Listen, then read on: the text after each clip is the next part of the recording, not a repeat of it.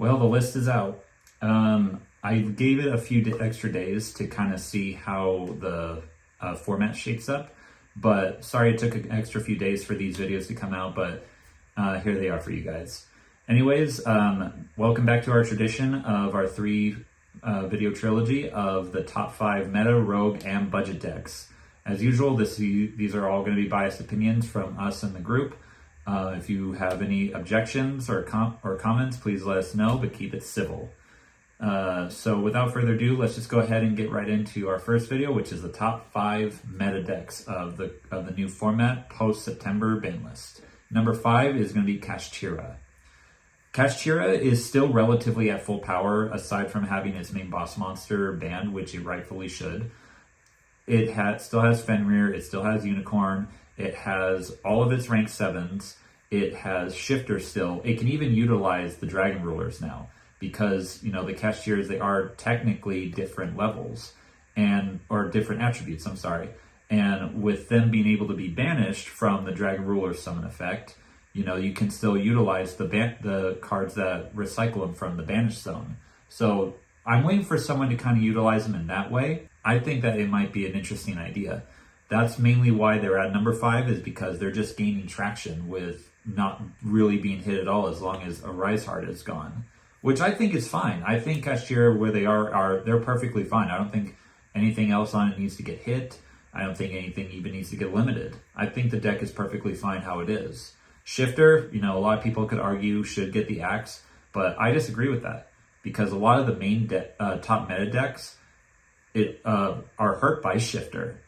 All the rogue decks and lower decks, they really don't care about it, and they even utilize it at some points. Sure, you might find contraries here and there, but in the end, I think that Shifter it's fine for the metagame.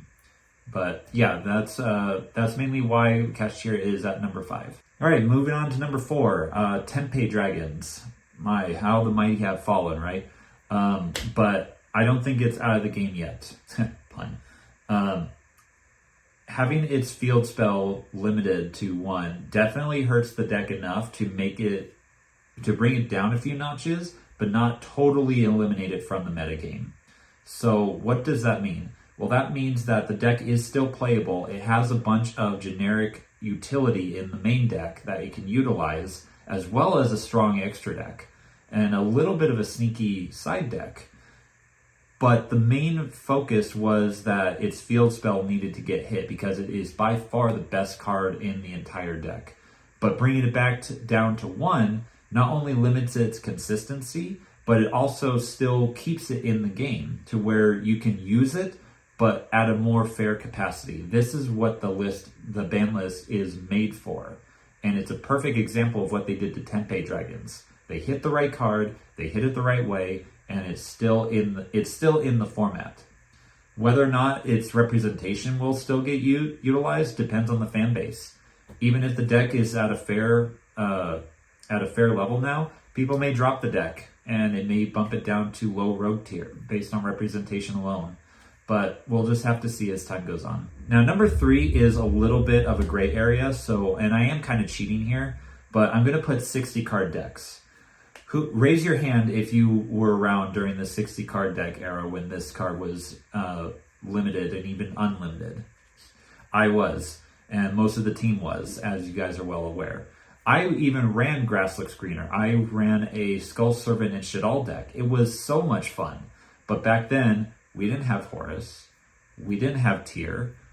Infernoids, you know, were almost non-existent. I mean, sure, you saw them utilize it, but compared to every other deck, like Light Sworns, that's another one, you know, it was lost in the void, as you might say. But now that we have these new cards and new decks and strategies that utilize the graveyard, probably even more than the deck itself, it's a scary thought. So kind of be on the lookout of this card. If you see your opponents walking around with decks this thick, you might know that he's running Grasslook Screener. And definitely, if your deck can main Shifter, put in Shifter, because you're going to need it. And at number 2, this one is going to, I don't know if it's going to confuse some people, but I'm putting Ubel up here. And not any specific Ubel deck, but just any deck that utilizes the Ubel cards. whether it be the Pure, Unchained, or even the Fiendsmith.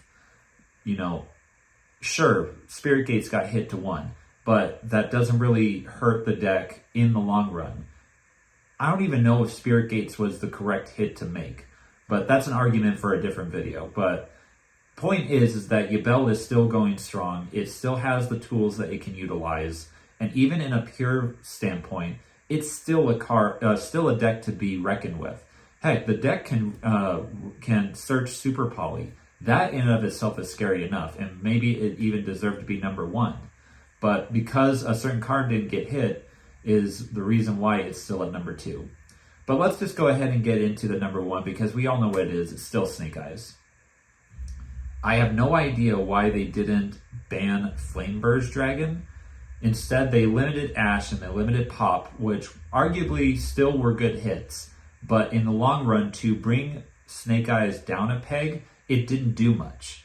It still has three of the Witch. It still has 3 Wanted. It still has the normal spell that can special summon from the deck. And it still has 3 Flame Burge. Sure, they got rid of Appaloosa, but they still have Masquerade, IP, and Little Knight. Those cards are still some of its best cards in the strategy. So unless those cards get hit, or at the very least Flame Burge getting the axe, this deck is not going anywhere. They still have utilities in its own archetype. They still have the Fiendsmiths, regardless of Beatrice getting banned. So yeah, the deck is still around, and it's not going anywhere anytime soon. So sorry to break the bad news to you non-Snake Eye players. I understand your frustration, but this is where we're at. Anyway, guys, that is it for the top 5 meta decks. I hope you guys enjoyed it.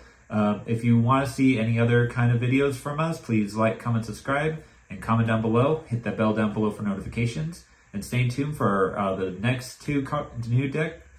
Stay tuned for the next 2 videos of Budget and Rogue. Until then, we'll catch you guys in the next one.